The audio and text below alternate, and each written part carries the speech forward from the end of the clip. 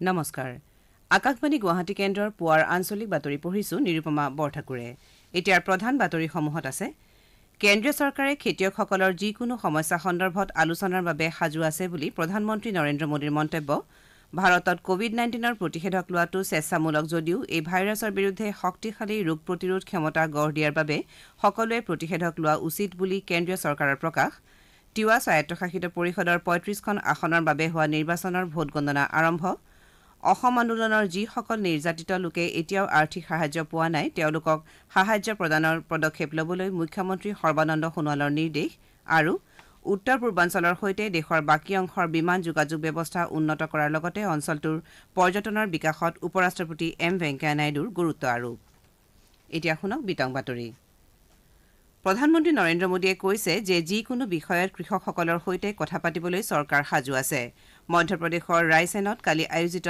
বৃহৎ কৃষক সন্মিলনত ভাৰ্চুৱেল ব্যৱস্থাৰে অংশগ্ৰহণ কৰি ৫০ লাখৰো অধিক কৃষকক প্ৰধানমন্ত্ৰীয়ে আশ্বাস দি কয় যে কৃষি সংস্কাৰে কৃষকৰ স্বাৰ্থ ৰক্ষা কৰিব তেওঁ কয় যে চৰকাৰৰ এই সংস্কাৰক লৈ কোনো ধৰণৰ ভুল ধাৰণা লোৱাৰ কাৰণ নাই আৰু ইয়াত কোনো ধৰণৰ মিছা কথাৰ আশ্ৰয় লোৱা হোৱা নাই ন্যূনতম সমৰ্থন মূল্য পূৰ্বৰ দৰে একেই থাকিব বুলি উল্লেখ কৰি শ্ৰীমোদীয়ে কয় যে এনডিএ চৰকাৰে কৃষকৰ উন্নয়নৰ বাবে আন্তৰিকতাৰে কাম কৰিবলৈ লোৱাৰ সময়তেই বিৰোধী দলসমূহে কৃষকসকলক লৈ নিকৃষ্ট ৰাজনীতি কৰিছে তিনিওখন নতুন কৃষি আইনে কৃষকসকলক উপকৃত কৰিব বুলি প্ৰধানমন্ত্ৰীয়ে আশ্বাস দিয়ে তেওঁ কয় যে এই আইনকেইখন কৃষি বিকাশৰ বাবে অত্যন্ত গুৰুত্বপূৰ্ণ আৰু এই সংস্কাৰ আজিৰে পৰা ২৫-৩০ বছৰ পূৰ্বে হ'ব লাগিছিল পূৰ্বৰ চৰকাৰসমূহে কৃষি সংস্কাৰৰ কথা নিৰ্বাচনী ইস্তেহাৰত কৈছিল যদিও এই ক্ষেত্ৰত কোনো কাম কৰা নাছিল বুলি শ্ৰীমোদীয়ে অভিযোগ কৰে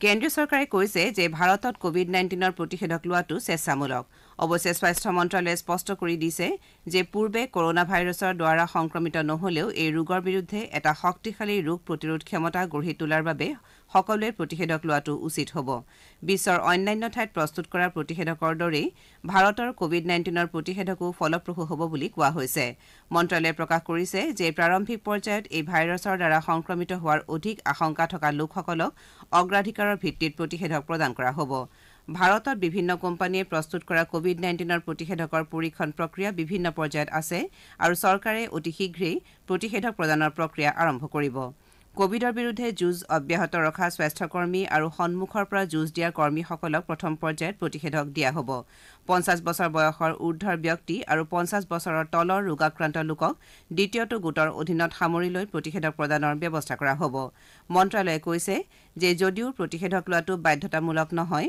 তথাপি পৰিয়ালৰ সদস্য বন্ধুবৰ্গ সম্পৰ্কীয় আৰু সহকৰ্মীসকলৰ মাজত এই ভাইৰাছৰ সংক্ৰমণ ৰোধ কৰাৰ স্বাৰ্থত প্ৰতিষেধক লোৱাটো নিতান্তই জৰুৰী বিশ্ব স্বাস্থ্য সংস্থাই ঘোষণা কৰিছে যে সংস্থাটোৰ সৈতে সহযোগিতা চুক্তিত স্বাক্ষৰ কৰা বিশ্বৰ ১৯০খন দেশলৈ অহা বছৰ ২০০ কোটি পালি কোভিড-19ৰ প্ৰতিষেধক আগবঢ়োৱা হ'ব কোভাক্স শীৰ্ষক এই সহযোগিতা চুক্তি অনুসৰি নিম্ন আৰু মধ্যমীয়া উপাৰ্জনৰ দেশসমূহলৈ ১৩০ কোটি পালি প্ৰতিষেধক যোগান ধৰা হ'ব সংস্থাটোৰ সঞ্চালক প্ৰধান টেড্ৰছ আধানম ঘেব্ৰেছাছে এই বিষয়ে প্ৰকাশ কৰি কৈছে যে অহা বছৰৰ প্ৰথম ভাগতেই এই চুক্তিত স্বাক্ষৰ কৰা দেশসমূহলৈ প্ৰতিষেধক যোগান ধৰা হ'ব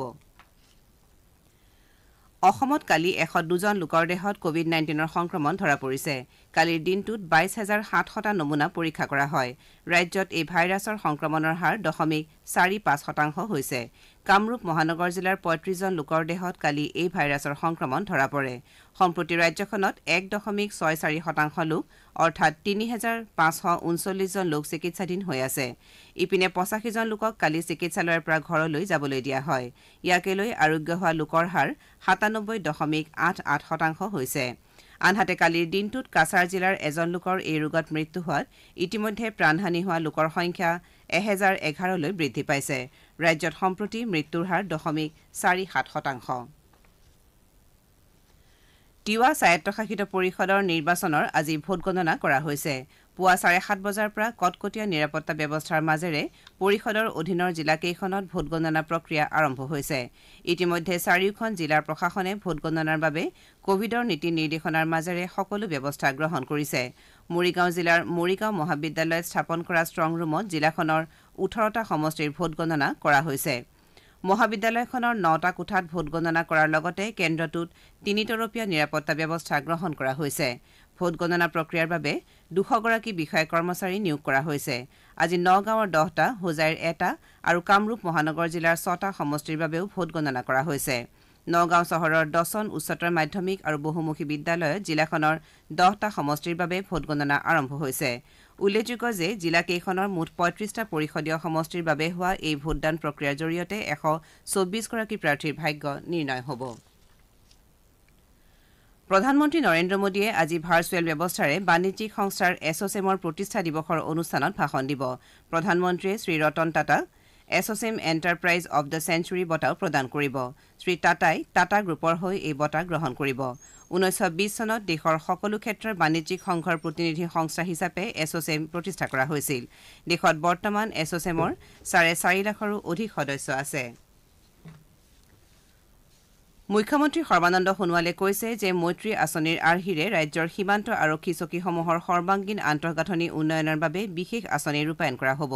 গুৱাহাটীত কালি এখন বৈঠকত অংশ লৈ মুখ্যমন্ত্ৰীয়ে এই কথা ঘোষণা কৰে। তেওঁ কয় যে এই আঁচনিৰ অধীনত সীমান্ত আৰক্ষী চকীৰ ভৱনসমূহ অত্যাধুনিক ৰূপত নতুনকৈ নিৰ্মাণ অথবা উন্নীত কৰাৰ লগতে সংলগ্ন বেৰেক নিৰ্মাণৰো ব্যৱস্থা কৰা হ'ব। প্ৰায় 100 কোটি টকা ব্যয়েৰে প্ৰথম পৰ্যায়ত এই অভিযানৰ অধীনত 50খনকৈ সীমান্ত আৰক্ষী চকীক সামৰি লোৱা হ'ব আৰু পৰৱৰ্তী পৰ্যায়ত ইয়াক অধিক সম্প্ৰসাৰিত কৰা হ'ব। বৈঠকত মুখ্যমন্ত্ৰীয়ে সীমান্ত আৰক্ষী চকীসমূহলৈ যাতায়াতৰ সুব্যৱস্থা কৰাৰ লগতে বিদ্যুৎ আৰু খোৱাপানীৰ ব্যৱস্থা কৰাৰ বাবে সংশ্লিষ্ট বিভাগক নিৰ্দেশ দিয়ে। ৰাজ্যখনৰ আন্তঃৰাজ্যিক সীমান্তৰ আওহতীয়া স্থানসমূহত থকা সীমান্ত আৰক্ষী চকীসমূহত কৰ্তব্যৰত আৰক্ষী জোৱানসকলৰ প্ৰাথমিক সা সুবিধা প্ৰদানতো মুখ্যমন্ত্ৰীয়ে গুৰুত্ব আৰোপ কৰে। আপোনালোকে পুৱাৰ আঞ্চলিক বাতৰি শুনিছে আকাশবাণী গুৱাহাটী কেন্দ্ৰৰ পৰা। শ্ৰোতাসকলে এই বাতৰি আমাৰ YouTube channel AIR news Guwahati অথবা নিউজ অন AIR এপ যোগেও শুনিব পাৰিব। অসম আন্দোলনৰ যিসকল নিৰ্যাতিতই বৰ্তমানলৈ আৰ্থিক সাহায্য পোৱা নাই তেওঁলোকক শীঘ্ৰেই আৰ্থিক সাহায্য প্ৰদানৰ ব্যৱস্থা ল'বলৈ মুখ্যমন্ত্ৰী সৰ্বানন্দ সোণোৱালে সংশ্লিষ্ট বিভাগক নিৰ্দেশ দিছে। সদৌ অসম জাতীয় শ্বহীদ পৰিয়াল সমন্বয়ৰক্ষী পৰিষদ আৰু সদৌ অসম শ্বহীদ নিৰ্যাতিত পৰিষদৰ সৈতে কালি হোৱা এখন বৈঠকত তেওঁ এই নিৰ্দেশ দিয়ে। এই বৈঠকতে মুখ্যমন্ত্ৰীয়ে দুয়োটা সংগঠনৰে কাৰ্যালয় নিৰ্মাণৰ বাবে গুৱাহাটীত 2 বিঘা ভূমি আবণ্টন দিয়াৰ বাবেও প্ৰয়োজনীয় ব্যৱস্থা ল'বলৈ গৃহ বিভাগৰ প্ৰধান সচিবক নিৰ্দেশ দিয়ে। এই কাৰ্যালয় নিৰ্মাণৰ বাবে 50 লাখ টকাৰ বিত্তীয় সাহায্য আগবঢ়োৱা হ'ব বুলিও তেওঁ ঘোষণা কৰে। মুখ্যমন্ত্ৰীয়ে শ্বহীদৰ ত্যাগ আৰু আদৰ্শক সন্মান জনাই দুয়োটা সংগঠনতকে একত্ৰিত হৈ কাম কৰিবলৈ আহ্বান জনায়। শ্বহীদসকলক প্ৰকৃত বীৰ তথা ত্যাগৰ প্ৰতীক বুলি উল্লেখ কৰি শ্ৰী সোণোৱালে শ্বহীদৰ স্মৃতি যুগমীয়া কৰি ৰখাৰ বাবে চৰকাৰে লোৱা ব্যৱস্থাৰ বিষয়েও উল্লেখ কৰে। উপ ৰাষ্ট্ৰপতি এম ভেংকায়া নাইডুৱে দেশৰ উত্তৰ পূব অংশত বিমান যোগাযোগ ব্যৱস্থা উন্নীত কৰাৰ প্ৰয়োজনীয়তাৰ লগতে অঞ্চলটোৰ পৰ্যটন খণ্ডৰ বিকাশত গুৰুত্ব আৰোপ কৰিছে। তেওঁ কয় যে এই অঞ্চলসমূহত পৰ্যটন খণ্ডৰ সম্ভাৱনীয়তাসমূহৰ উপযুক্ত ব্যৱহাৰৰ জৰিয়তে পৰিৱেশ অনুকূল আৰু সাংস্কৃতিক পৰ্যটন ক্ষেত্ৰসমূহে উত্তৰ পূবৰ বিকাশৰ ক্ষেত্ৰত গুৰুত্বপূৰ্ণ ভূমিকা পালন কৰিব পাৰিব।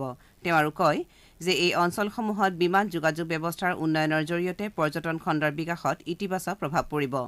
কালি মিজোৰামৰ ৰাজ্যপাল PS শ্ৰীধৰণ পিল্লাইয়ে ৰচনা কৰা অহ মিজোৰাম শীৰ্ষক গ্ৰন্থখন ভাৰ্চুৱেল ব্যৱস্থাৰে উন্মোচন কৰি দিয়া ভাষণত উপ ৰাষ্ট্ৰপতিগৰাকীয়ে এই বিষয়ে প্ৰকাশ কৰে। ভাষণ প্ৰসংগত শ্ৰী নাইডুৱে অঞ্চলটোৰ প্ৰাকৃতিক সৌন্দৰ্যৰ বিষয়ে প্ৰশংসা কৰি কয় যে মিজোৰামৰ নানাৰঙী উৎসৱ, লোকসংগীত আৰু লোকনৃত্যই ৰাজ্যখনক সাংস্কৃতিক অনন্য মাত্ৰা প্ৰদান কৰিছে। অৰুণাচল প্ৰদেশত অহা 22 ডিচেম্বৰত হ'বলগীয়া পঞ্চায়ত আৰু পৌৰ নিকায়ৰ নিৰ্বাচনৰ বাবে প্ৰস্তুতি অব্যাহত আছে। ৰাজ্যিক নিৰ্বাচন আয়োগৰ উপ সচিব হেবাং লেম্পাঙে কৈছে যে ইয়াৰ বাবে EVM আৰু বেলট পেপাৰসমূহ সাজু কৰি তোলা হৈছে। তেওঁ কয় যে ইটানগৰ পৌৰ নিগম আৰু পাছিঘাট পৌৰ পৰিষদৰ ভোটগ্ৰহণৰ বাবে EVMসমূহ ব্যৱহাৰ কৰাৰ বিপৰীতে পঞ্চায়তৰ নিৰ্বাচনত বেলট কাকত ব্যৱহাৰ কৰা হ'ব। তেওঁ লগতে কয় যে এইবাৰ 141খন জিলা পৰিষদ সমষ্টিৰ 1702খন গাঁও পঞ্চায়তৰ আসনৰ বাবে ভোটগ্ৰহণ কৰা হ'ব।